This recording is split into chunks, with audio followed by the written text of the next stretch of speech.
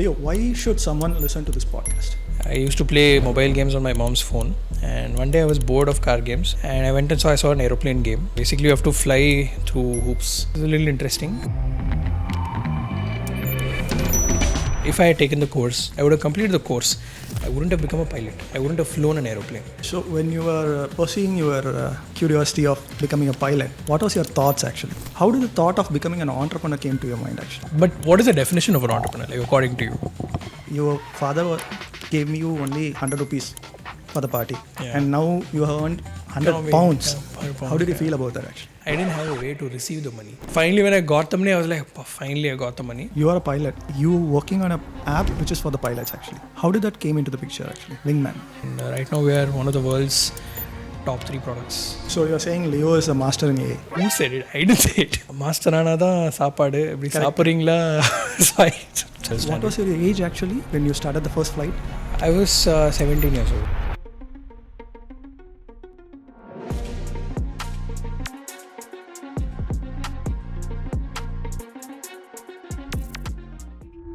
How was your day, Leo? How was my day?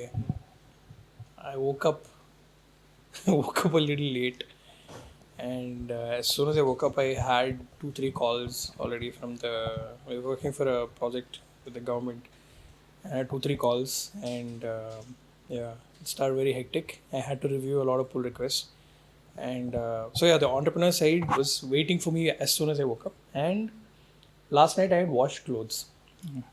Those clothes I was not able to dry because it was raining, so I had to go dry those yesterday's clothes today.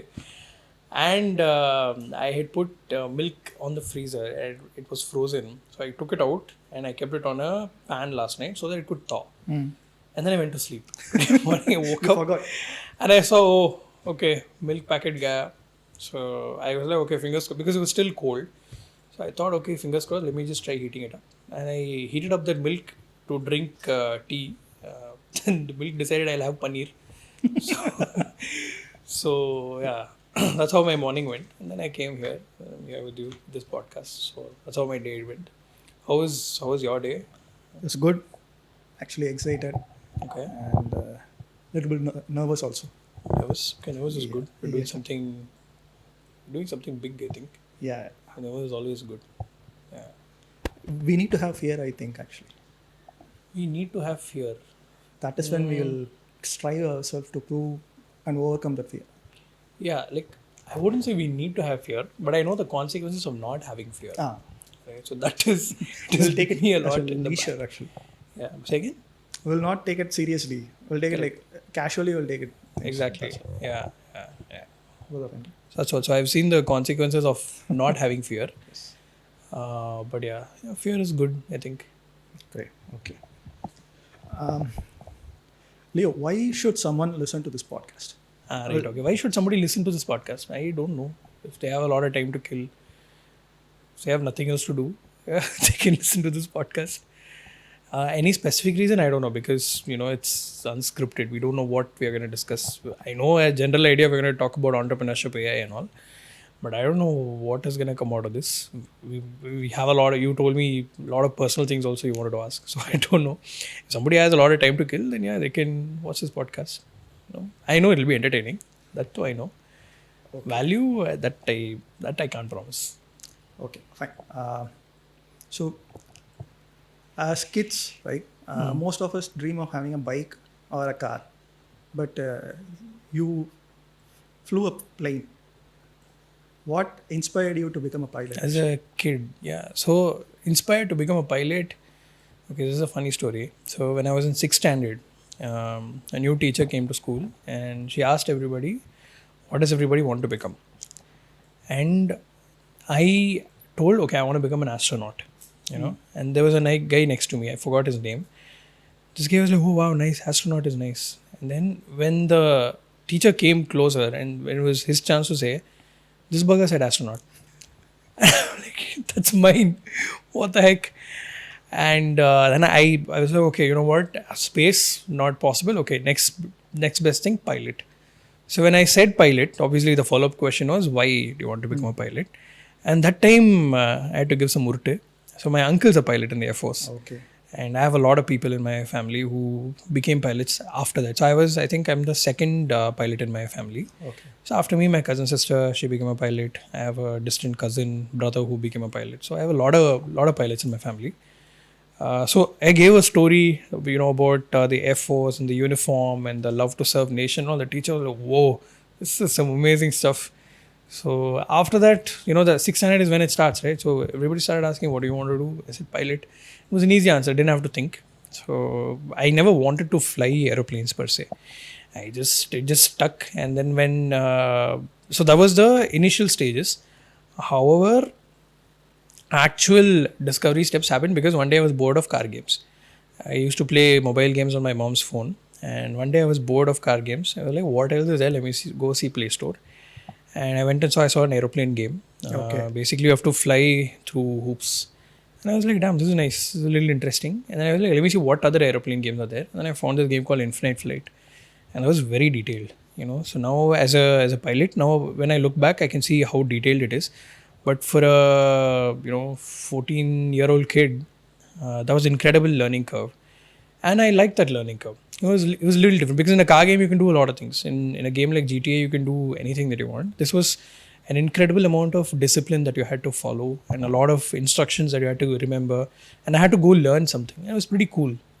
So that's how it started. And from there, multiple things. I downloaded another. So I went to YouTube. I Okay. searched tutorials about this game, and then I saw there's a bigger game for the computer, for PC. And this is in 2013-14.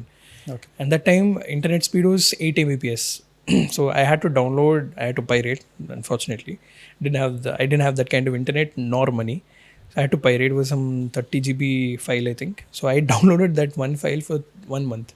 One So I'll month. go to school, come back, and turn on the computer, turn on the download, torrent will download, and then at 8 o'clock I'll turn it off before dad comes home. And that's how it took me 1 month to download that file, and then I finally got a flight simulator on my computer. And that's how I was hooked onto aviation. Not because I've always seen my uncle. He always used to wear the uniform. That factor was there, but that didn't pull me in. This is what pulled me in: that flight simulator and games. And I liked it. Because my friends were playing the same old games: GTA. This was a little different. I liked the game, and then one point of time came where I was hooked onto YouTube videos where how pilots live. The day in the life of a pilot, how they travel, how they operate that machinery and things like that. So that's how it started. And when the time came, I realized that my school is right next to a flight school. So one day when I was coming back home, I saw 3 pilots in uniform, and they were drinking some juice. And I was like, "Wait, these guys are pilots. Let me go talk to them." So this happened when I was 9th standard. So I went and I spoke to them, and they said, "We are in a flight school, and flight school is right here." And I've gone to the school since LKG. So for these many years, I never knew that there was a flight school there, and this was literally stone throws distance away from my school. So I went there and I spoke to them, and these people were a big impact. They didn't laugh at me. They didn't say "Poite aprom apa." They didn't do anything like that. I What said, was your age actually? At the my time? age right now. At that time. At the time, I was in 9th standard, so I must be 13, 14. 13, 14. Yeah, I was 13, 14, and so I went, and they entertained me. So a 14-year-old kid is coming and telling you, walking to a flight school in a school uniform with his backpack, and is telling, "I want to become a pilot." They did not laugh at me. They said, "Okay, you know what, go to the 3rd floor, talk to this person, and they'll guide you." I went to the 3rd floor. There was an actual pilot sitting there. Okay. And he guided me through. He said, "Okay, this is what you got to do. This is your career path." I don't know. His name was Captain Richel. So I've never met him after that. But yeah, because that guy entertained me, what to say, I'm here. Because he could have very easily laughed and said, "Yeah, poito apa."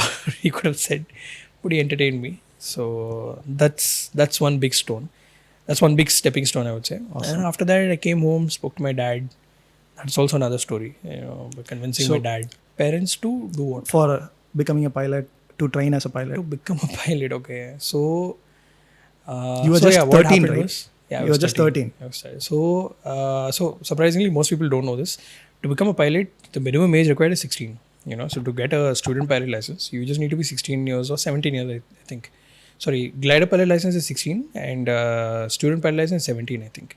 Okay. So at the time I was in 9th standard, I went to my dad and I knew like if I need to convince my dad, I need to show him that I'm invested in the idea. That much I had learned. So I made a presentation. I emailed these people, got the prospectus from them. I put what is the fees and I got all the details that I could gather and I made a presentation because in school they taught us how to use MS Office, you know. So I made a presentation and I showed it to my dad. I said, see, I want to become a pilot. It had nothing, you know, it had becoming a pilot, second page, how much is cost, how much is duration, and where location. That's it. And my dad was like, okay, you've done something interesting. Okay, let's go meet them. So then we went and met them. And I was about to join the flight school when I was in 10th standard. Okay. So 9th standard to 10th standard, it took some time, you know, for me to decide that, yes, this is something that I want to pursue. At 10th standard, I went and met these guys and everything, the application was filled out. Everything was done. Before signing, if we sign, that means I'm admitted to the flight school. Right before signing, my dad was like, let's go home, discuss this with mom and then come back. Okay. Okay, that means you are not joining the flight school today. So that happened. And my dad had good reason because if I had done the course in 10th standard, I would have to wait one more year till I actually flew the aeroplane because I wouldn't get the required licenses to start Your flying age was not. Yeah, so I was only 15 years old back then. So once the day so in 11th standard holidays, I actually went and pursued. I went and joined the flight school. There was a flight school in Pondicherry called Orient Flights School. Right now it's in Mysore called Orient Flights Aviation Academy. So I joined Orient Flight School. They had a school students program. They had a student pilot license program. I joined that first. I went for classes, I think 3 to 6 months, I think. So 3 months of classes and then another 3 months, extra training, you know, you could call it. So I went, learned how to fly aeroplanes. They put me on simulators first, and luckily simulators, so I knew, like, you know, I'd been flying for but yeah, convincing my dad. Yeah. So made a presentation, went him, took him to the flight school. You basically pitched him actually. I Like pitched, a business. yeah, first, yeah, exactly. Oh, I didn't think of it this way. Yeah, I pitched it to my dad. My dad was impressed. I was like, wow, this is very nice because first time he's also seeing me do something like that. Yeah. You know, he's also seeing me take initiative. And we went to the school and he said, no, you know, you're too young, you can't do it. Even though these people say you can, you can't. And thankfully that he did because if I had taken the course, then I wouldn't have become a pilot. I would have completed the course. I wouldn't have become a pilot. I wouldn't have flown an aeroplane. So when I was 16, when I did it, I went and I completed the course. I started flying. And that's when, you know, so it all added up. So 11th standard days is when I actually started flying. Okay. And after that, I had to come back and finish my 12th standard. What was your age actually when you started the first flight? I was 17 years old. 17 years, not the simulation, the real flight. Real aircraft, I still remember it's Victor Tango Oscar Foxtrot Sierra, VTOFS. Okay. It is an orange-white color Cessna 152 aircraft. Yeah, it's a US-made aircraft. The aircraft was made in 1975. Well maintained. I still remember that aircraft. You never forget your first aircraft, right? You never forget your first. This is my first aircraft. Superb. I think I remember the date also. I might have to double check. October 2nd, I think. October 2nd, 2016, if I'm not wrong. 2016. 2016. Journey started off at 2013. As a the aspiration to become a pilot. So that's what multiple events happened. I've never thought of it as like what was that one event. So multiple things happened, and it all came into place because that isolated event when I was 6th standard, and then me playing games on my mom's phone, and then downloading that simulator on my computer. So all of these things added up, small thing. And one day I was like, wow, this is cool. You know, I have to either ways decide which group to take in 10th standard. Might as well take, you know, become a pilot. Because I was considering, should I take commerce because everybody's telling it's easy. But thankfully I didn't, you know. So, yeah. What did you pursue in the degree actually? In degree. So, I did a bachelor's in, so I have 2 diplomas. I have a diploma in Unix, C++. And this I did during school time itself. And then I did a bachelor's in aviation sciences that I did from Chennai. Then I did a postgraduate diploma in management. I did it from IMT Ghaziabad in Delhi, near Delhi. Okay. Then I did my MBA from UK. I did from Liverpool Business School. So I've studied a lot. But this is what I have degrees for. But yeah, studying through YouTube, you know, that's where I study. Funnily, even aircrafts I used to study in YouTube only Okay. about aviation. So when you were pursuing your curiosity of becoming a pilot, what was your thoughts actually? What you had for a vision for the Leo in the future? You Like I had can anything give like you that? like a beautiful camera ready answer, but that time all I could think of was posting on Facebook. Wow, Leonard aircraft uniform. All the likes are gonna come, all the comments, all the girls are gonna come and comment. So that's all I could think. I have to be honest. That's all I Yeah. was thinking of. I was 16 years old. You can do like you can a 16-year-old kid. I was exactly like that. So to be honest, that's all I was thinking about. But yeah, hopefully. Yeah. Okay. Super. So you are a pilot, Hmm. and you are also a sailor, right? Actually, Yeah. how did that come into the picture? So that happened very recently. So flying has been part of my life for a long time. So sailing.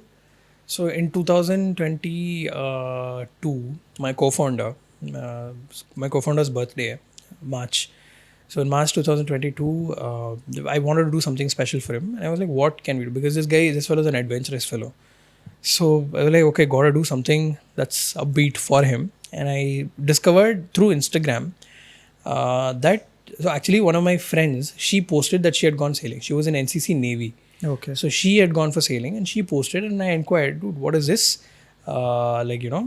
Is this in Chennai? She said, yeah, this is in Chennai. Okay. And I said, okay, cool, interesting. Get me the Instagram ID and whatnot. And then for this guy's birthday, I reached out to them and they said, yeah, you can come and sail. We'll charge me some money for it. And that was the first time I went for sailing, 2022. As soon as I sailed, I was like, I gotta do this. This is cool. Because aviation is a lot of machines. It's not relaxing. You have to do a lot of things. Flying in itself, without the radios, without the ATC. Flying is relaxing, but flying in an airspace like Chennai or flying in an airspace anywhere in the world that's busy, that's not relaxing. It's a lot of tension. And the aircraft that I fly also are not big aircrafts that are above the stratosphere. They're very small aircrafts. They have to operate in congested airspace, so it's not relaxing. Sailing was, on the other hand, was very relaxing for me. Okay. It was chilling. So I was like, yeah, I have to get this. I inquired. And they also said, yeah, there's one course, come do it. Once you clear the course, you can start sailing. I was like, Abdiya, that's simple. But the highlight was I tried in 2023. I couldn't. I was busy. 2022 itself I tried. I couldn't. 23 also I tried. Something or the other came up. I was busy. 2024 I made up my mind. I said, no, this year I am becoming a sailor. And I called the school as well. I called the sailing club and I said, I need a slot. They connected me with a coach. And so I said, I'm coming down. Tell me how much it is. I'll put the payment down and I'll come learn sailing. Yeah, that's how it happened. I went for a joyride and I saw that it was pretty cool. And I was like, yeah, I need to get it done. So that's how I started sailing. So you are a certified pilot and a certified sailor also. Correct. Yeah. Licensed pilot, certified sailor. Yeah. Okay. Super. Awesome. So how did the thought of becoming an entrepreneur came to your mind actually? It didn't come to my mind actually. So I started as an entrepreneur, but what is the definition of an entrepreneur, according to you? Because I might have a different answer that might disappoint a lot of people. But what is the definition of an entrepreneur to you? Having some crazy ideas that you want to try Okay. and create a business out of it, and also give opportunity for others to as an employment. Okay. So for me, there was none of that. Okay. I was in I was in school, and I was part of an aviation community. So I was doing a lot of flight simulation. There are a lot of communities for it online. So I was in one such community. Basically, it's a gamer group. It's a Facebook group. You join it and you meet a lot of people. Then from Facebook, it got promoted to WhatsApp. And I was part of that. And over there in that community, they had a website. That website had a lot of typos. It was made by a German. They had hired a German guy to make it. And I still remember it was $50 to make it. I still remember the money. And I was like, there's so many typos over here. I asked them how do you fix it? Is it like a Google document? And they said, no, this is HTML. I was like, HTML to I learned in school. HTML is just English, man. Give me the access, I will, edit it. And that's how I convinced the CEO of that community to give me access. And so he gave me access. I fixed all the typos. And then that time WhatsApp came out with this feature called group invite links. So I said, okay, we have the WhatsApp group. We can put this link on a button on the website. And what to say, people can click it and join the WhatsApp group. So that is my first project, entrepreneurial project. I didn't know it back then. Then fast forward, when I was in college, my birthday came. I wanted to give treats to my friends in canteen, obviously, I've been dreaming about college as any kid would, I've been dreaming about college. And when my birthday came, my birthday is in October, all right? For everybody's birthday, I went to all the parties, I went to all the treats, all that elaborate funda, all of that I did. And when it was my turn, came back from church, I told my dad, like, it's my birthday today, I need some money. My dad gave me $100 and said, have fun. And I was like, $100 is not enough, What was your budget for that? For the party? For the party, I wanted at least 1,000. Okay. I thought he'll give 1,000, I'll negotiate for $2,000. Because that time, that time 1,000 rupee notes was demonetized. I thought he'll give 2,000 and then I'll ask for 4,000. That's what I actually thought. கத்தையா கொடுப்பாருன்னு பார்த்தா ஒத்தையா கொடுத்துருக்காரு. ஆமா, $100 he was also like, go have fun. பசங்க தானே, கேண்டீன்ல போய் have fun, enjoy. I said, Dad, I've turned 18. And first of all, in the college, you can't even buy 2 spring rolls in this 100 rupees. I have a lot of friends. I was a class representative. A lot of people knew me, So I said, Dad, it's not going to be enough. My dad was like, okay, tell me how much you need. So my dad was like, I'll give you the money. Tell me how much you need. And for some reason, I did not like that, I didn't want to answer. I wanted my dad to give me the moment I asked. Okay. Right now, it seems unreasonable to me. But that time, I was in the peak teenager vibe and all. You were still a teenager. Yeah. Still 18th birthday, bro. 18. Like, I'm peaking. Life is supposed to peak that time. My dad was giving me $100 and asked me to go party. I said, so I didn't go to college on my birthday. On my 18th birthday, I spent at home. I was disappointed. I shed a tear also. And I was like, something has to change. And then I remembered this product that I had, that I had built for this community. Lots of people are interested. The website. You changed to the so it was a crew center. So in a span of 2-3 years, a lot of things happened. So I made it into a complete product, and it was very nice. So it was not just that I changed typos and added a button and became a product. No, it actually made us very good product. Till date, it's to 2025 now, right? So till date, it is topping the industry. In that micro niche, this is a top category. So a lot of people are interested in buying that. And somebody asked me for a price. And I said, you know what? I'm going to charge $15 per module. There are these many modules in it. So $600 is fair price. Sorry, $300 is fair price. So I went to the website and I put $300. And the 4th day, I got a client from UK. Awesome. So I made 130 pounds. That's the first money I have ever made through online. Online. Yeah. Online. That's the first money you have ever made as an entrepreneur. Yeah. I made as a, you can't call entrepreneur. You could say freelancer. Maybe first online money I made. Awesome. Yeah. So how did you feel about that actually? So that's what. So I was, I needed money. I decided that I'm going to charge X amount, $300 or something. And I put it on a forum. The forum post is still there. And I said, this is how much it costs. I had some screenshots. And I was like, okay, cool. Let me see what happens. And 3 days later, I got a client, somebody from UK. They wanted to buy it. And I was excited. That project took me 1 month to deploy. But irrespective. First client, I got the money. 130 pounds. First online money. First online money, yeah. First money that I ever made online. How did you feel actually? Your father gave me you only 100 rupees for the party. Yeah. And now you have earned $100 somewhere around that. Pounds. 100 pounds. Yeah, 100 pounds. How did you feel about that actually? I'm not able to remember very well, but I didn't have a way to receive the money. Okay. So to sort out that headache only, it was so finally when I got the money, I was like, oh, finally I got the money. Super. So obviously first I tithed, I gave 10% to God, and then I got something nice for my mom. Obviously with $130, pounds only, you can't do a lot of things. I got something nice for my mom, for dad, then I got something nice for myself. And so I felt that, okay, this is nice, pretty cool. I made money online. So that's what I felt, Okay. Awesome. It certainly did not feel like anything big or, What happened next after that first online money? What was your thought? I thought, wow, people are ready to buy this. Nice. Let me see if I can sell this to one more guy. I needed some more money, obviously. I was in college. I was like, okay, I need this much more money. Okay, let me see if I can sell it to somebody else. So somebody else also reached out. I got my second client. And then by the time it started getting a little hectic. So I thought, okay, you know what? I'll do this for some time. Then I'll just stop it because I don't need money. I'll just stop it. Wait a minute. You are saying that you are in college during this time. I was in college. So the product development happened when I was in school. Okay. When I was in 12th standard. And after 12th leave started, that's when full-fledged it happened. And I launched the product. And So you made your first money during the college itself as a during student. college. Yeah, during plus two. During college first year I made money. First year, yeah.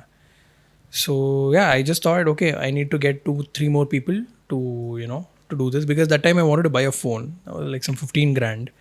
I was like, I just need 2-3 more people, and if I have that, yeah, peaceful, I'll be able to get a new phone. You want to repeat the same process again. Yeah, Sell the same thing to more people. I was just curious. I was like, will people buy? Because I thought, oh, stupid guy is buying from me. That's what I thought. Honestly, like, you can't even figure this out by yourself. This is so easy.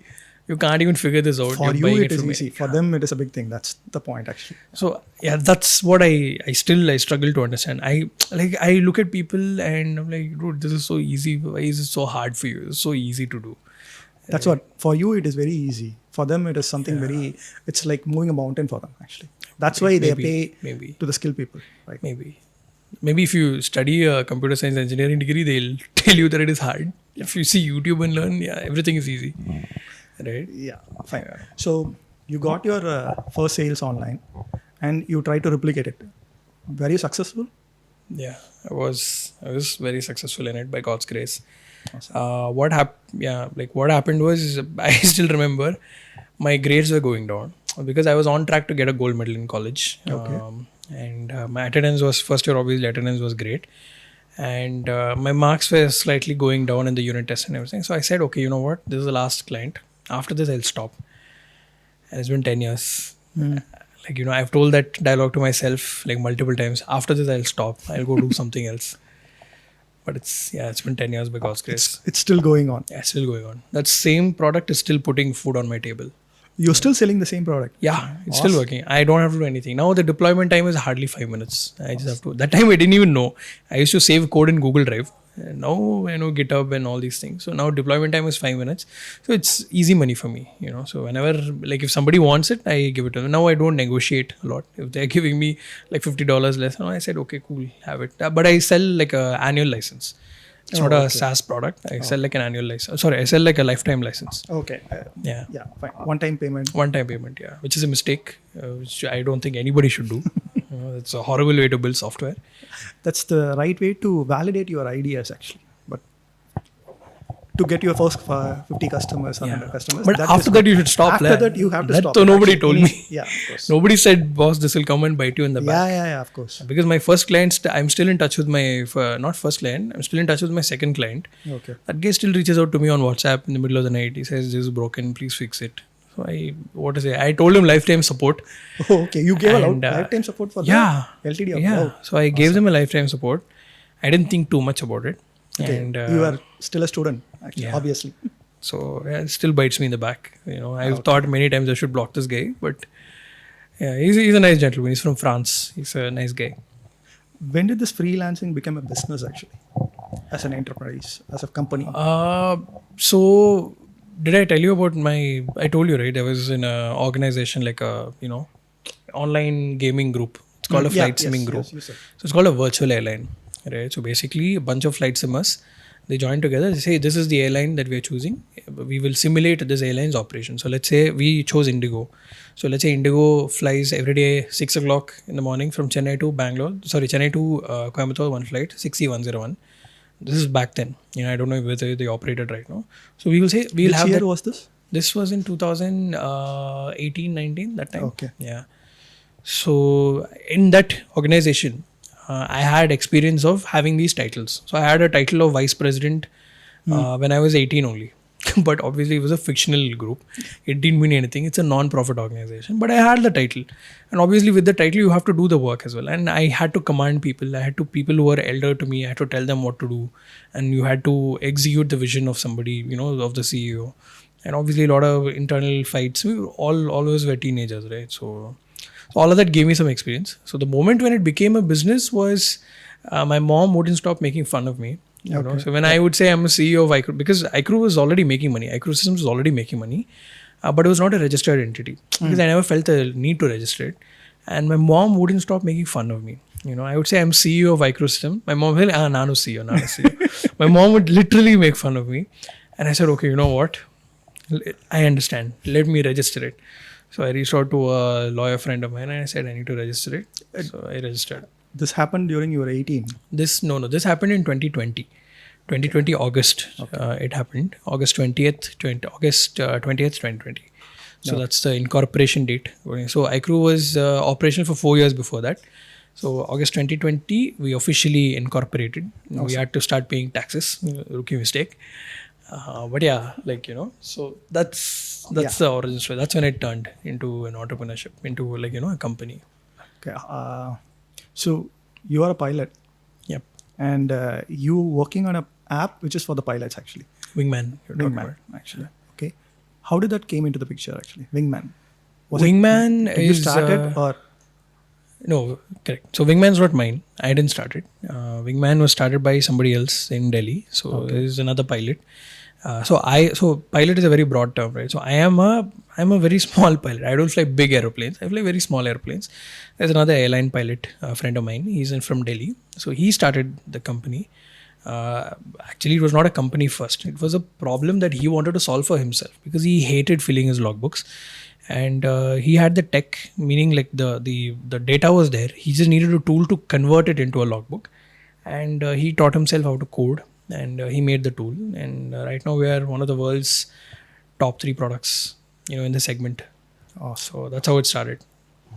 What experience from the aviation as a pilot helped you in your entrepreneurship journey? Lot of things, but one thing in specific is the SOPs. We have an SOP for everything in aviation. So to start, to stop, to fly, to take a turn. So everything has an SOP. Obviously, I'm talking about bigger airplanes. For smaller airplanes also, so that's what everything is structured. Nobody is doing anything for the first time, right? So if something has to be, so there's this joke: a mistake repeated twice is a procedure. Sorry, if you do something wrong once, it's a mistake. If you do it twice, then it is a new technique, and if you do it thrice, it's a process. Everybody has to follow it, right? Okay. So in aviation, what helped me from aviation is a process structure, the structure of how to do something, how to split something into different systems and processes. So that's what helped me. Okay. That's the biggest thing that I took advantage of. So you think process and systems are really needed for the businesses? Yeah, absolutely. What do you think about it? I mean, obviously the answer is, I don't know. Maybe when I was younger, if somebody had told, I would have. I don't know. I would have said I don't know. But now I think any business. Like even if somebody is selling, flowers on the road, they need a process. Everybody actually has a process. They just don't have an MBA to call it a Everybody process. Makes a mistake, and then from the mistake they learn and they create processes. When the first time, as you said, right? First time they make a mistake, they think, okay, this is one-time mistake. I'll think of it. True. When it is repeating again and again, then only they start thinking about the process, and that is how processes are getting involved itself. Actually, true. In bigger companies, they have process to handle that mistakes with SWOT analysis RCA, and all those processes are there. Actually, that is how they do. Actually, okay. But I was thinking, even the smaller companies, leave companies, even the bakery shop. Yeah, they have a process. Yes. They don't have a document that says this is a 5-step SOP that needs to be followed, and this stakeholder needs to be emailed. That they don't have, but they have a process. Yes. If somebody asks for egg puff, they know where to get it from, how to put it on a thing, how to heat it, how to cut it. They only cut it in a certain way. They only put the sauce at a certain. The creatures of habits. But everybody has process, I think, and I think for a business it is very important. Yeah. Any talented business owner, they'll have a process, whether they have an MBA or not. Yeah, people without an MBA have a lot of process actually, I think. Yeah, absolutely. Yeah. Okay. What do you think about processes? Like, I think do you have processes, any processes like for yeah, yourself? processes are very important actually. In my organizations, I used to have processes for everything, and even for any process, there will be a QA and there will be a double check, and so accountability is also there actually for True. them. That is how I done. And even if I have a process, it will be like a documented one, so anyone can take over if someone is not available. Also, that is how I Do think you process should be. do you have a process for stuff that is outside of work? Outside of work, Like, for example, for your life? not much. To some extent, I have like daily ones. I have to write something. I'll do it. Okay. I have Habits. It's not like a process, more like an habit okay. I have 11 SOPs for your for personal my life. life. Yeah. So, So my assistant. So so certain things, like for example, I'll just give you an example. So I have a travel SOP. So last week I had to travel to Coimbatore. You know.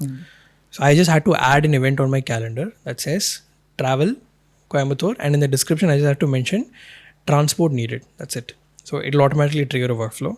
My assistant will get triggered. He'll get notified, and okay. his job is to find the cheapest way of transport.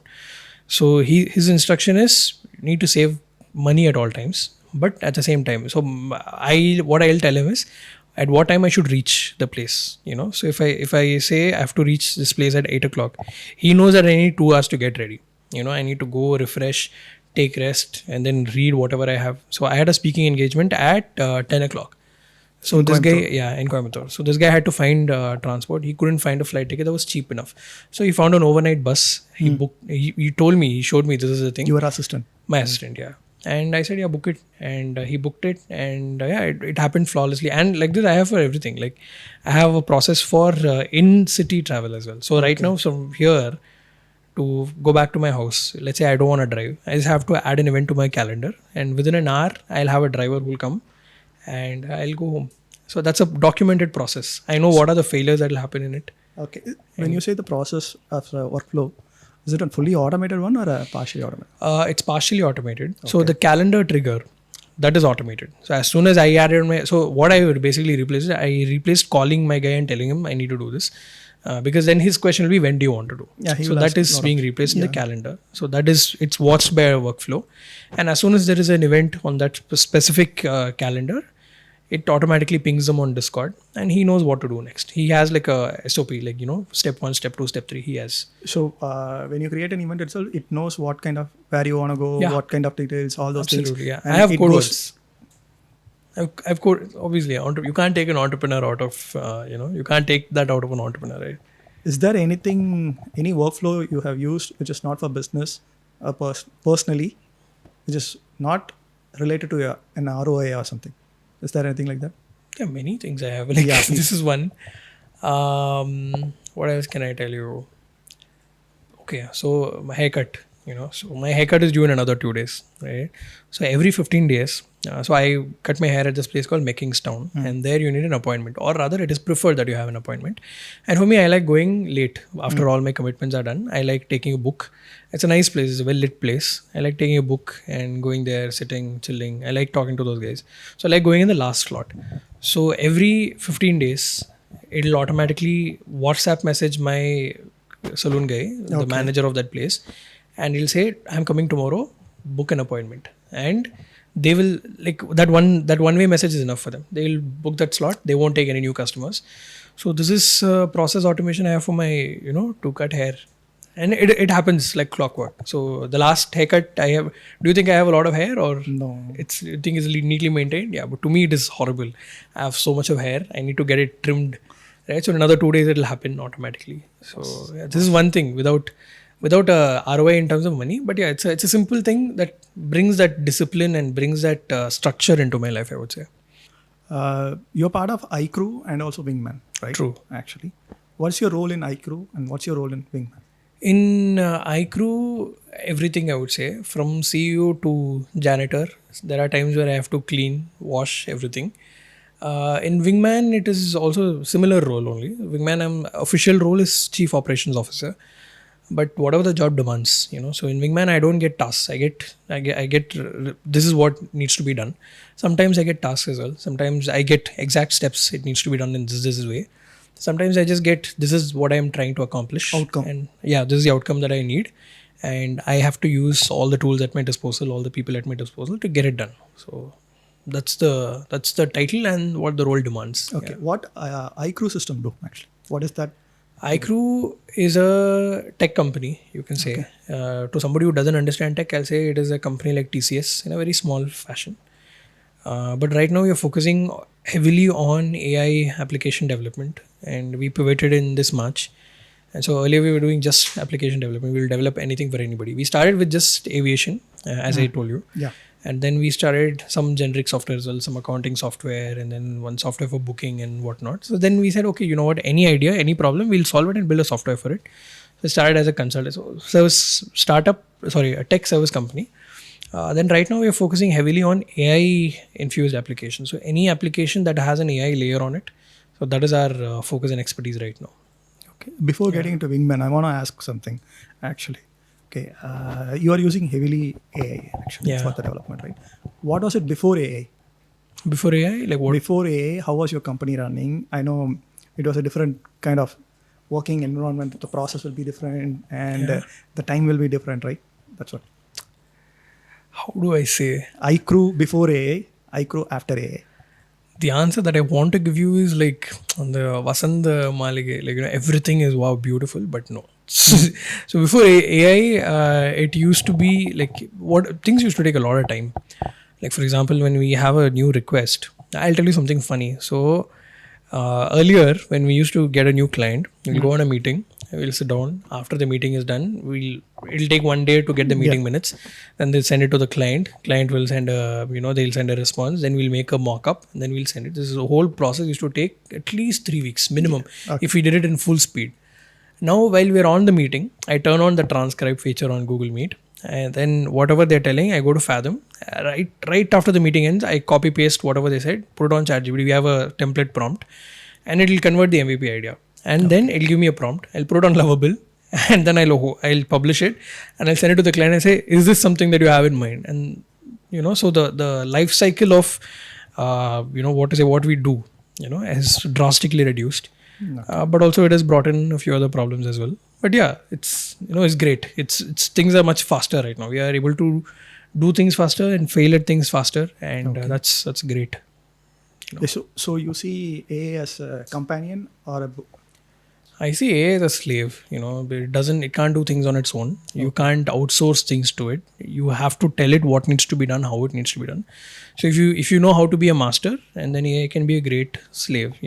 Slave not meaning like the racist slave. No, there is a thing, right? Master slave connection. When in remote controls and all, you have master connection, slave connection. So if you know how to give commands, if you know what exactly you want, then AI is great for you. If not, then questionable. Leo, I known you for some years actually right now. Okay.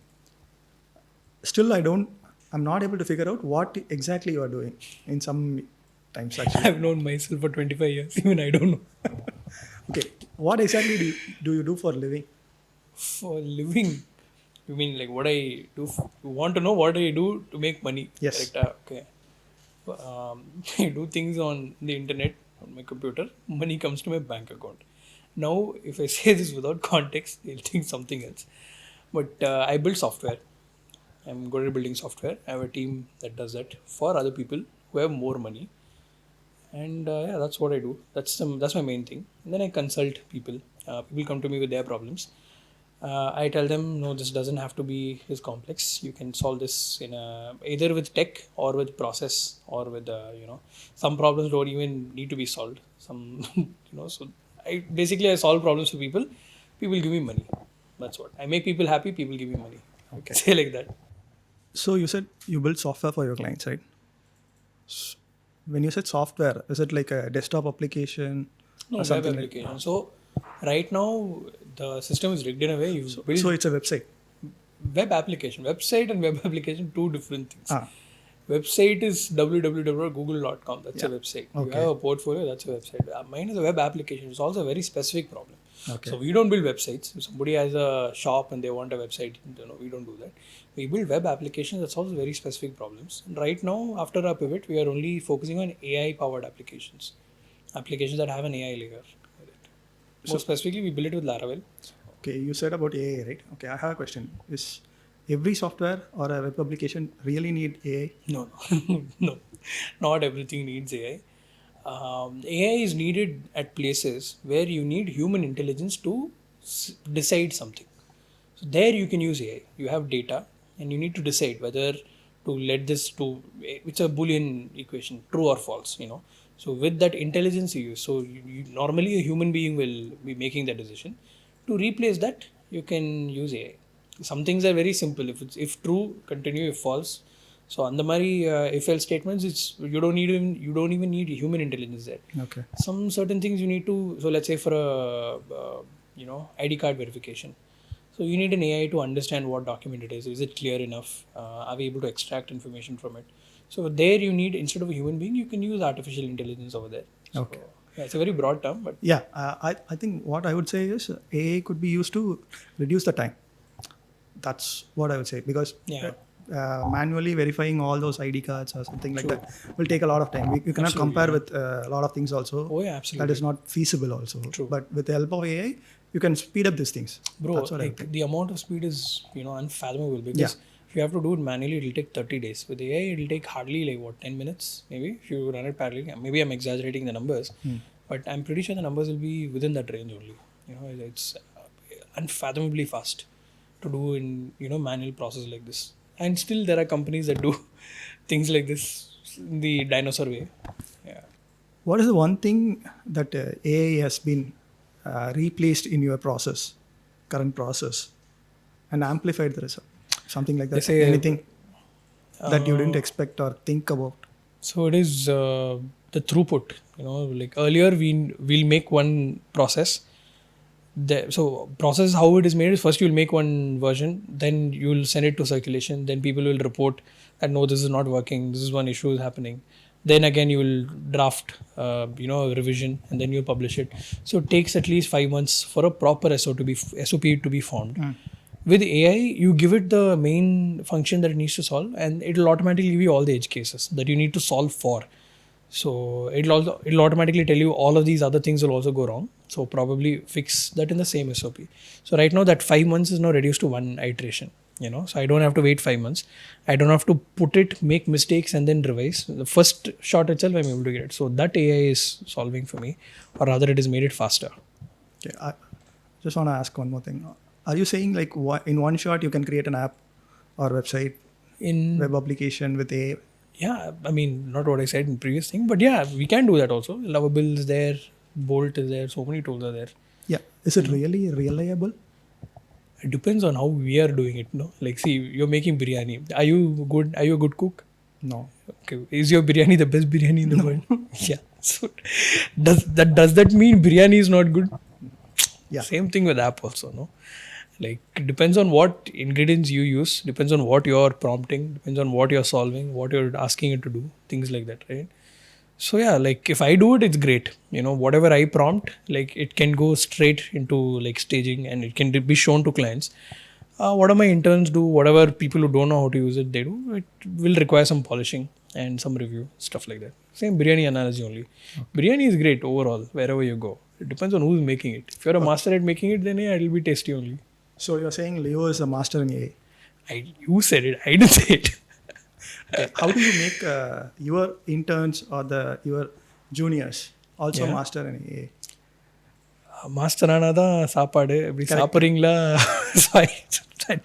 I don't give them an option. So our hiring process is so tight that we filter out in the beginning only. We filter people for not just tech.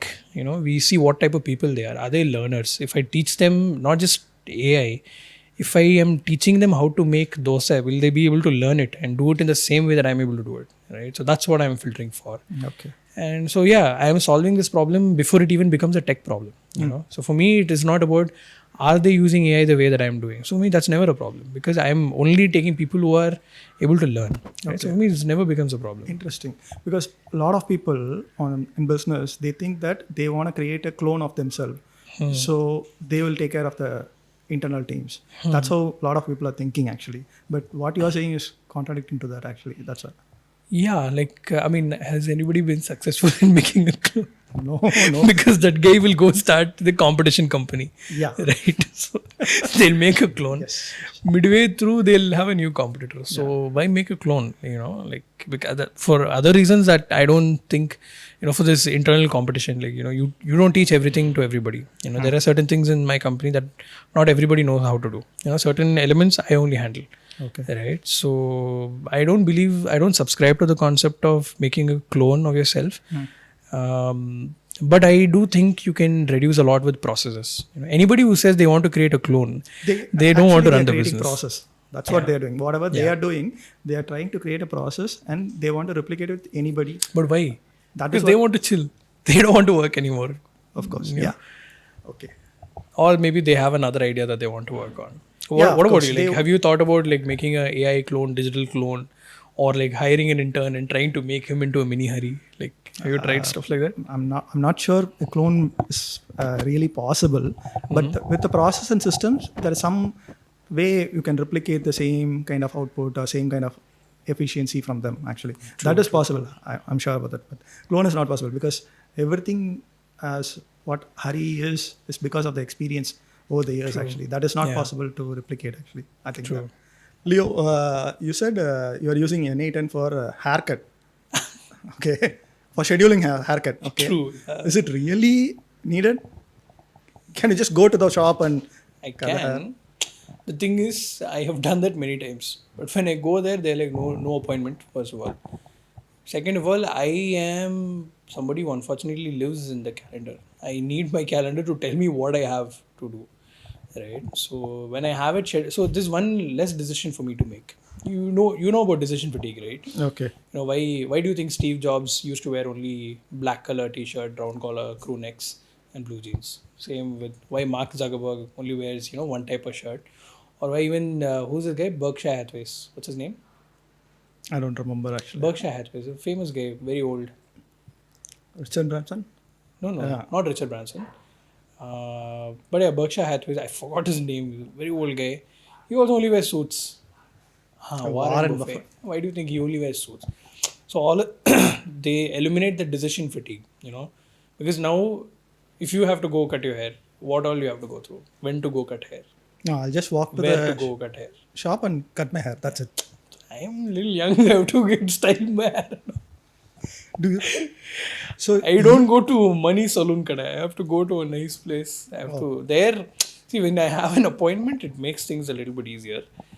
But yeah, like it surprisingly makes life a little easier. I don't have to think when I have to cut hair. I know when I have to cut hair. That day, automatically an appointment will be made. The previous day, an appointment will be made. That day when I go, they won't say no. So I don't like going there and then saying, okay, sit down and wait. So that factor I like. So you are a scheduled person and a process-oriented person.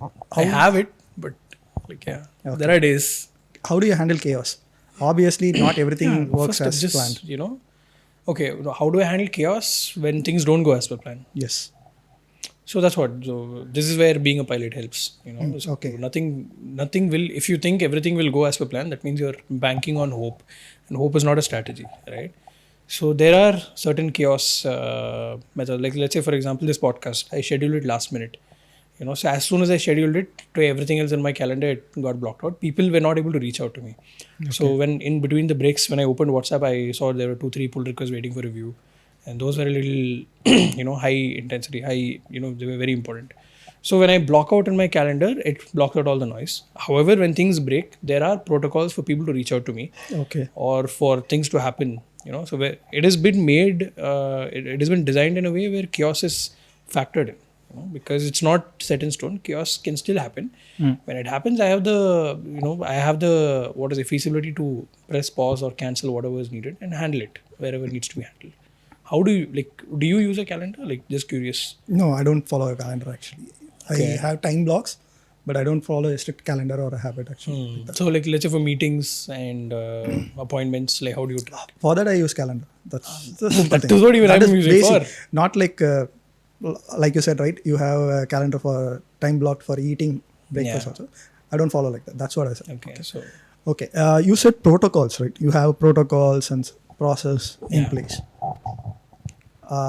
This protocols. How do protocols? What is protocol actually? What do you mean by protocol? Technical term, if we go, Yeah, because it's a different thing. when someone say protocol, it means some government process, something like that is what comes in my mind. Simple actually. thing. That's why I'm asking. No matter what day it is, no matter when, what time of the year it is, if something needs to happen in a certain way, it needs to happen in a certain way. So let's say, for example, you need to make dosa. Okay, you will make dosa with only. What is the protocol to make dosa? Batter, dosa batter. You have to make it and with then- dosa batter only. Of course. You can't make dosa with rice. Not in that form at least. You need it by protocol. You need it to be in a certain form, right? And you need an instrument to make it on. You need that pan. You need that. You need that tawa. What do you call it? Dosa kalle, dosa karandi. All these things you need, right? So that is what a protocol. That's the simplest way to explain a protocol. No matter which side of the world it is happening. Maybe in Chennai it is happening in one iron cast. What is a stone. In the US, it might be happening in a non-stick pan, but the protocol is still the same. Might be in different shape, way of form, but ideally the protocol is still same. You keep it on a stove and you make dosa, right? So that way, certain things in my life, I want it to happen in a certain way. That is tweaked to my taste and preference and liking. And it is set in stone. It has to happen in that way. And like I've reached that point where I can command it to happen in that way. So you said like it is set in stone, right? Obviously, things doesn't happen, and that is where chaos comes in. Okay. How do you handle that? And is there any process or system to handle that also? The process. A process fails. Process போட்டதே அதுக்கு தான். So that there is no see what happens with chaos is it's unnecessary. Like see, if I can think for 1 hour today and solve a problem that is going to occur in the next 6 months, I've solved it for the next 6 months. I don't have to worry about next 6 months. And I do it a lot with shopping. I go shop for 6 months at a time. So that I don't have to shop at all. I go with Mahesh. I go to one shop, I buy 6 months whatever I need, I buy. I don't have to think about shopping again. So if today I can do something that is freeing my time for the next 6 months, it's a good deal. Why wouldn't people do it? I find it amusing or stupid for other reasons. The people are not doing it, right? So when chaos happens, chaos is designed to happen. Like my job is to minimize it. That is duty to myself. I try to minimize it as much as I can. So that chaos is what? Random and unplanned things, right? So I try to minimize those random and unplanned things to a degree where whatever needs to be unplanned, it is unplanned and spontaneous. Whatever needs to be scheduled, it is scheduled. Cutting my hair does not have to be spontaneous. Okay. Right? And eating breakfast does not have to be spontaneous. It needs to, and there are lots of benefits of following a regular time for eating your breakfast and having a meal to to getting your body in a pattern, in a rhythm, right? So there's so many benefits of that, right? So whatever needs to have that randomness and that space to happen spontaneously, it can happen. Otherwise, everything else, as per my philosophy of living, it needs to be structured and rigid. That's what I feel. Okay. Do you have anything like that, like in your life, where it is set in stone? I don't have much of a process or time blocking, something like that. Okay. I have a question related to the calendar and stuff. Does your calendar contain things related to your family and friends, your personal hobbies also? So How do you allocate time for them? I started using Perplexity. Perplexity Comet. For family. No, I'll tell you what. Okay. So right now everything goes on my calendar. Okay. If I'm doing something and it is not on my calendar, then something has gone wrong. Some process has not happened properly. Something has failed. So right now I'm here on my calendar. Let's see what it says. Okay. So on my calendar it says today's what, 7th, right? Yeah. Yeah, it says podcast recording. Full day. So when right now, I also know what else is happening in my company. I know who's working and who's doing what task and what time it is supposed to end. I know what time I'm supposed to leave from here. And my people also know when not to disturb me. Okay. Because now I've color coded this in red, which means people should not disturb me. So did you notice I didn't get any messages? I didn't get any calls. Yes. My phone's not on silent. right? Because there is a protocol. They will not disturb me when I am doing something important. So I've color coded this as red. If I color code this in yellow, it means I'm doing something, I've time blocked it, but I'm open to calls, so that's the difference. So for friends and family, I do the same thing. Like if I want to spend time with them, if or rather if I'm scheduling that, okay, this time I'm hanging out with a friend in a, like, let's say not for the whole day, if let's say I'm working, I'm not on a trip, the whole day is not for fun or anything spontaneous. So I'll schedule the 2 hours 3 hours block, personal time, that's it. And let's say a wedding is happening. So I told you about Perplexity, right? So Comet has this nice feature where that assistant comes up. So anytime somebody sends me a invite for a wedding or something, I just open Perplexity, I go to Comet, and I just say add this to my calendar, and it automatically reads the invite. It extracts the date, time, location, and it adds it to my calendar. Then I go and say driver required on the description. Then it sends a notification to my assistant. He picks it up, arranges for a driver, Okay. and yeah, I make life easier. So AI plus calendar makes my life much more ordered and predictable. During the conversation, you said a lot of tools, right? Perplexity, Cursor, ChatGPT. What other tools you are using actually? Which Those is three. and give a use case for each tools actually. I'll start with the simplest. Google Calendar must. People who are not using Google Calendar, at least entrepreneurs, aspiring entrepreneurs who know that they are going to be busy, calendar is must. That is number one. Number two is, for, let's talk about AI. ChatGPT I use. I use Perplexity. Comet I use. Perplexity, part of it I use. I don't like Perplexity. Then I use N8N. That's a tool that I use. Or rather, that's a tool that I've configured once, and it's doing a lot of things right now. N8N is the one you use for the workflows, all your workflows and processes. Like it's orchestrated by N8N. Some are still hard coded. Like every day in the night, I get a message at 7:30. I get a email about what has happened in my company. Okay. So that is still written in code only. That because I wrote it long back. Now recently, that time N8N did not exist, and if it was there, I would have done it in N8N. But now whatever I'm making, it is on N8N. Okay. Right? And what other tools do I use? I use this tool called Rise. I've been using it very recently. Basically, it records my time, and every Sunday it sends me a nice email about what I have done in my week. So For the whole week. for the whole week, how many hours have I worked? How many hours have I rested? How many hours have I had? How many times I've had a context switch? I'm working on something, then I'm switching another app. That's called a context switch, Yeah. right? So Rise tracks all these things, and so that is one nice app that I use. Is it an automated tool or It's automated. You Nice. you configure it once. You basically install it, and it watches. You connect it with your calendar. I connected with my ClickUp also. So I use ClickUp. That's also another tool. Okay. And it knows what task I'm doing. What it can see what is on my screen, what tab is open, and it automatically categorizes. It knows if I'm opening Netflix. If I open Netflix, it automatically categorizes that as break time. And I have a work window. Within my work window, I'm not supposed to use Netflix, right? So it categorizes, okay, this time you've used Netflix during a work time. You're watching YouTube during active work time. So I'm not supposed to do that, right?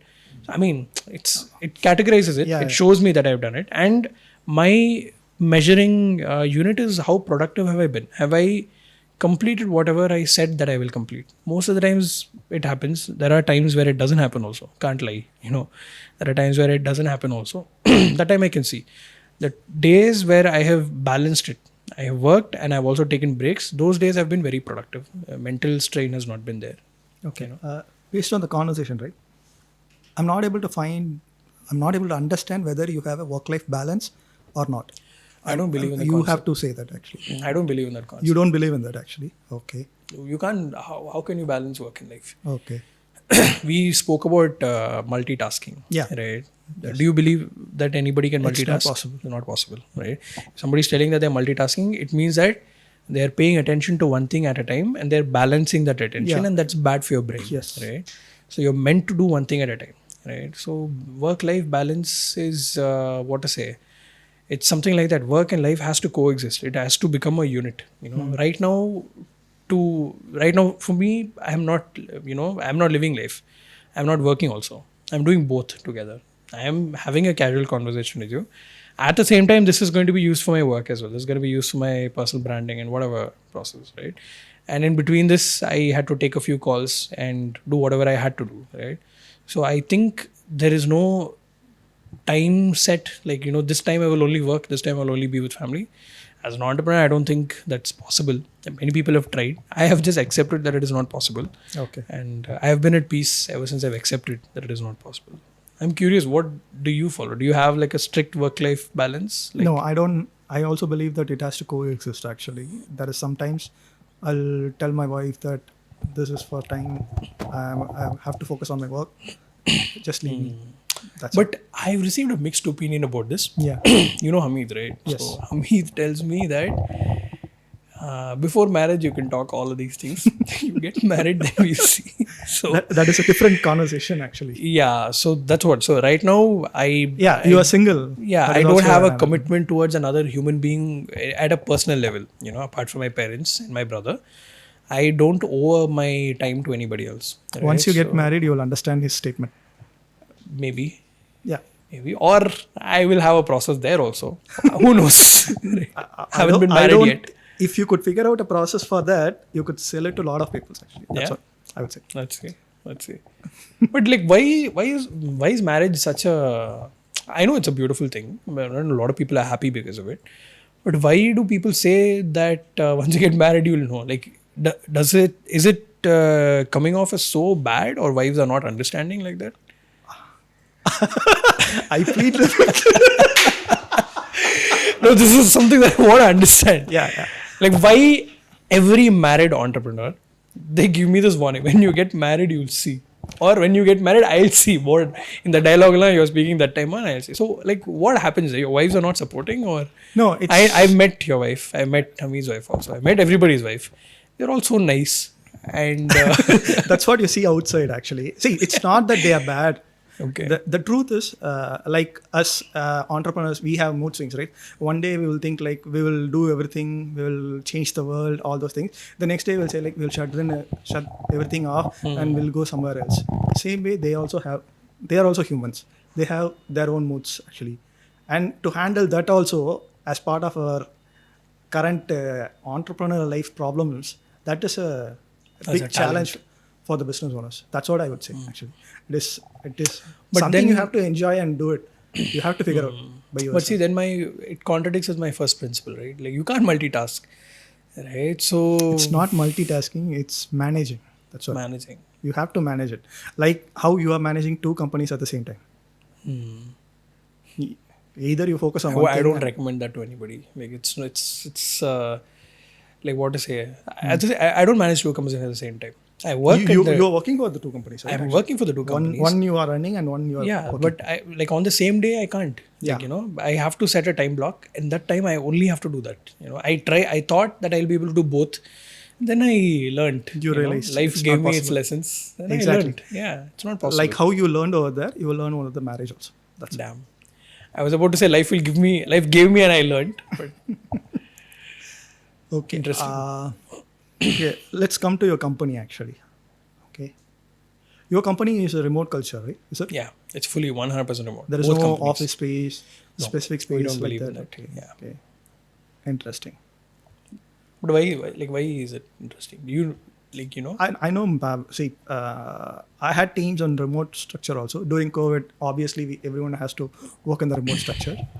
I had so much of issues actually because there are a lot of chaos that was happening on a daily basis itself for small things itself. Like, for That's example? what I was facing actually. Okay, that's why I'm curious to know how you managed your company, how you are running your company with the remote culture.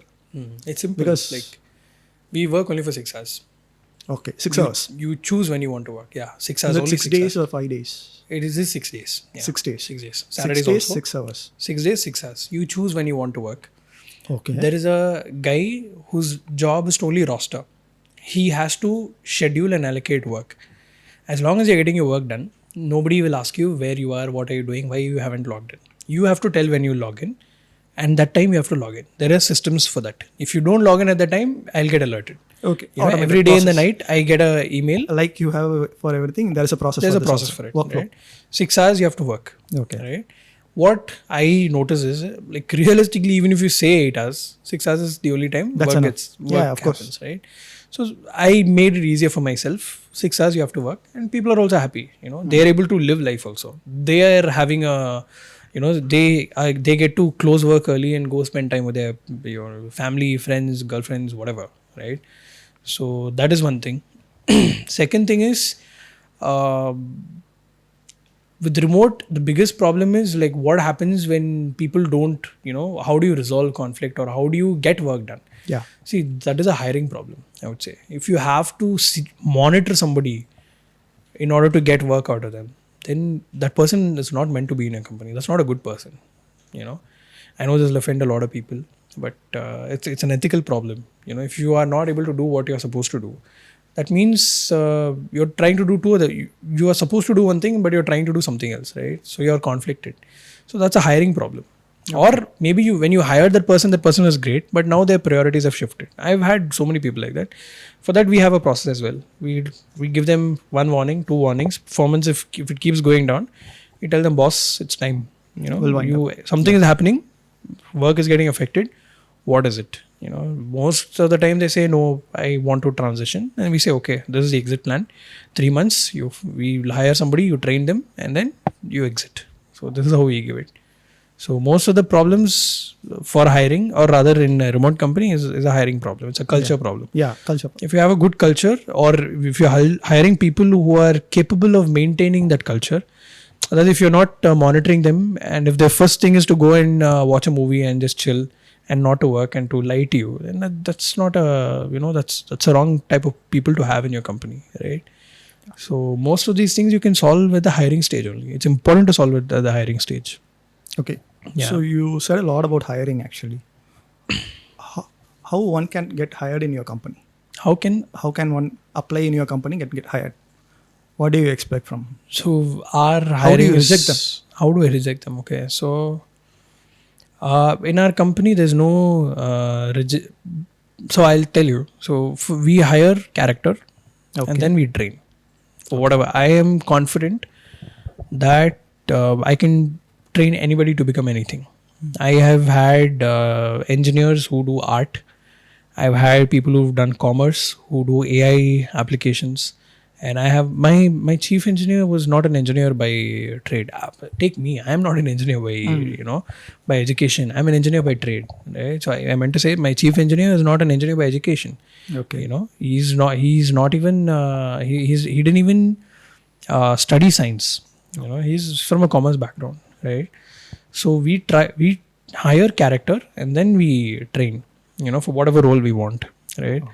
So in that spectrum, it becomes very easy for you. If it's a good person, if it's somebody you will spend the next 5 years joyfully working, like you wouldn't mind fighting with that person also, and then coming to a nice conclusion after that, right? So that is the type of people that you want to have in your team, right? So for us, there's no rejection. For us, it's a recommendation. So we recommend somebody. When somebody comes in for a profile, we screen them and then we recommend them. Then we ask them, these are the open positions. Where do you think you will fit in? Most of the people, they'll say, I don't know. Like, I want to try everything. And I'll say, okay, cool. We'll give you a shot at everything. So yeah, it is important that we don't hire people who already have experience. We hire only freshers. Only freshers? Only freshers. No experience? No, like I haven't had the need to hire anybody experienced. And in the past, whoever I've hired experienced people, they come in with their own thoughts and the way they process things, and I have to spend a lot of time in convincing them that this is the right way to do things. Most of the time they are trying to prove that their way is right, and I don't want to have maybe that's a problem to solve at a bigger company. At my company, I don't have to solve that, so I made it easier for myself. I hire only freshers. It's good for me in the bank also. I don't spend a lot of money in salary. That's easier for me. So I don't have that pressure of constantly chasing a project and constantly keeping the boat running. So I can manage whatever my payroll is. I can manage even if I don't have business. I can manage. I have a runway, right? Okay. So let's talk something about your family actually. How did your parents react when you said you're going to start your business? When you said about registering the business? I eased it into them. Registering the business. You were running as a freelancer for a long time, right? Actually, when you said you are going to take it as a serious thing and you're going to register it, how did your parents react? Natural, they were like, dude, what the heck? You've been telling you're an entrepreneur, your company is not even registered. Like, how are you? So it was natural. They were like, finally, this guy is registered, got his senses. So they had a good reaction. You know, I, I don't think I paid a lot of attention back then, because when I registered also, it was in the middle of getting a project and too much of hustling and bustling. So I told my parents that we Which year registered. was that? 2020, August 2020. Yeah. So yeah, like the reaction from them, I think they were happy. Like they didn't say anything against it. So that's why maybe I don't remember it.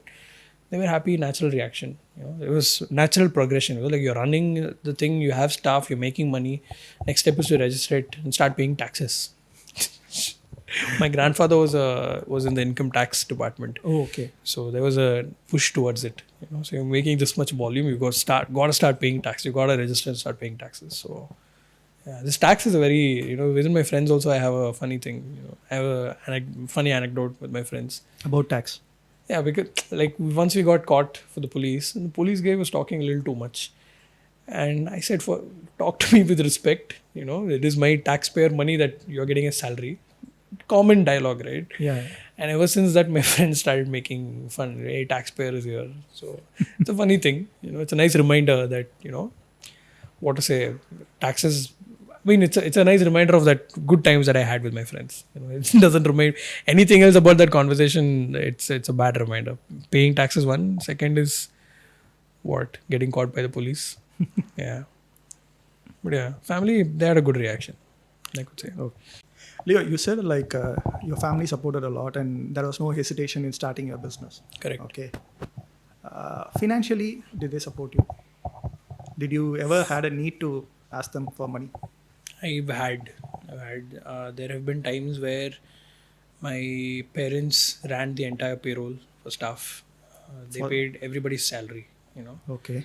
because client, they delayed on the payment, and it happened during the holiday season, and that's when everybody is waiting for their, because they want to spend the time with, spend the money and time with their family, and I hadn't put the money. Yeah, my parents had helped me run payroll more than once. More than once, my mom's helped me out, and she helped me paid salaries for everybody in the company. So yeah, they have helped me out financially.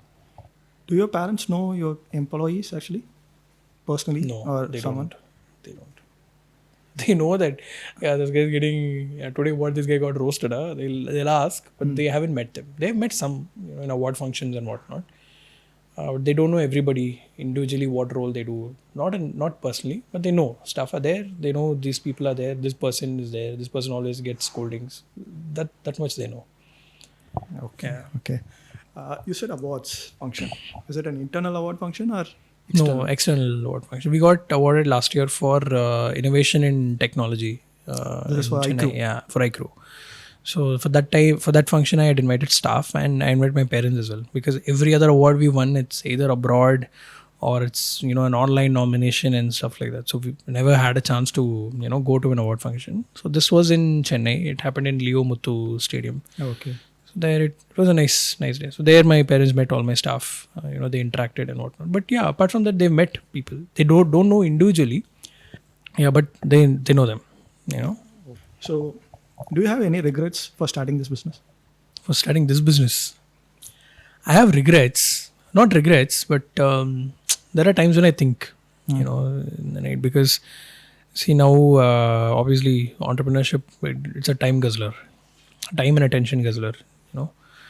It's very demanding, and that means, as I said, first principle, right? You can't multitask, right? So that means I have to be absent as a son, as a brother, sometimes as a friend, and so far not a husband yet, right? But I'm pretty sure there also sacrifices would have to be made, right? Okay. So there are times when I think, is this right or is this wrong? I don't like it sometimes, because sometimes it affects relationships. But at the same time, my parents have also grown to understand that this is what life is. Now they know, like wherever we go, like we go to Velankani, they know that I'm always on the computer. They know that I have to work. They know that I have to take meetings, and though during those times nobody else can talk, they know that I can't drive the car because I'll be busy with work. So they know, they've adjusted to it. Earlier it was a big friction. Now they've adjusted to it, because they know that it brings a lot of money inside. How did you change that friction from there to? I didn't change. understanding. They just accepted. One day they were like, they just accepted. I didn't do anything. You didn't I do was doing anything. the same thing. I was like, what the heck? You're not understanding. This is my job. Okay. They're like, stop playing in the computer. I'm like, dude, I'm not playing. I'm working, you know? And yeah, like life also happened in that way. Like I had to travel much further from home. I had to go to UK, I had to go to Dubai, I had to go to Singapore. So when all these things started happening and when I had staff and when my parents met the families of my staff, that's when it hit them. Okay, what this guy does, it has impact. You know, if he doesn't do his job properly, somebody else gets affected. You know, so they take it seriously. You know, it's not like 5-6 years back, it was a child's play. They were like, hey, dude, come, what is this? Oh, so now they take it very seriously. They don't disturb me. Okay. You know, so yeah, so that's how it pans out. So your company got an award, and individually you also got an award for aviation and sailing, right? Is it? Yeah. What yeah. is it So about? company is a 6-time award winning company. 6 times. 6 times, yeah. So we won awards for innovation, technology, innovation in business, innovation in medical tech. So we've won a lot of awards. And the 7th award is now we've got nominated for Asia Pacific, Asia Pacific Insider. It's not live yet. November 17th, the award we should receive the award. That's the function date. So we've received an award for innovation in AI and technology. So we keep receiving awards, and most of the times you just have to submit what you've done, and they'll evaluate. They have certain questionnaires and things like that. They'll conduct an interview, and if it is good, they'll nominate, and then it's a voting process. So that way it happens. And then personally, I have won. I mean, school time I won award for drawing competition, essay competition. But realistic and awards that made impact for me personally is one award I won for flying and one I won for sailing. So these 2 awards are big for me. So the flying award I won at All India Vayu Sainik Camp in Jodhpur, Rajasthan. That I won for the best pilot in the category. So I won silver medal for that. And so that was big. That was monumental for me, defining moment in life. And second, in sailing also I won. Sailing I won for the best helmsman in my club. So I sail at the Royal Madras Yacht Club. So there we took part in a regatta, and there my teammate and I we won. So regattas is a little different. It's not like a flying. Flying was an aerobatic competition, powered flying. This was a different type of racing altogether. Now my brother does a different type of racing. So for him, it's bike racing, right? So that's a different. So all 3 are very different. So for me, regattas were a completely different format. So that was also a big milestone for me personally. I feel I feel very good seeing those medals at home. What advice would you give for someone who wants to run a company? Don't. Tech? Say again? Advice. What advice will you give? Like it's very specific and subjective, no? Like If someone is coming out of a like, college and they want to start a company, would you recommend them to register the company and start, or what you say? I don't see registration is not required to make money. So just like how to drive a bike, you don't need a license, but to drive it on the road, if you get caught, you need, right? So advice that I would give is, it is not required to register a business. So registering a business should not be an obstacle. Start making money. Make your first 10,000 rupees. After that, go register. Because right now, when you register, the amount of subsidies that the government is providing, the amount of initiatives that the government is doing to encourage entrepreneurs is unreal. So many opportunities are there. Government is facilitating, right? So the benefits of registering is there, but it's certainly shouldn't be an obstacle. There's so many ways you can get money. You can, so many companies also support, payment integrators. They support. You don't have to be a registered entity. So I don't tell them that look at it like an obstacle. It doesn't have to be there for you to start, because for 4 years we were not registered, right? But it certainly helps at a certain stage. What's your advice for youngsters who wants to learn AI and N8 and workflows? Again, bro, very, very broad. Ask me something specific. AI. If someone wants to become an AI expert, I don't think I'll give advice. Like whatever worked for me, it worked for me. I like doing it. What worked for you actually? I like learning. I like knowing about things. I like genuinely, seeing what the fuss is all about.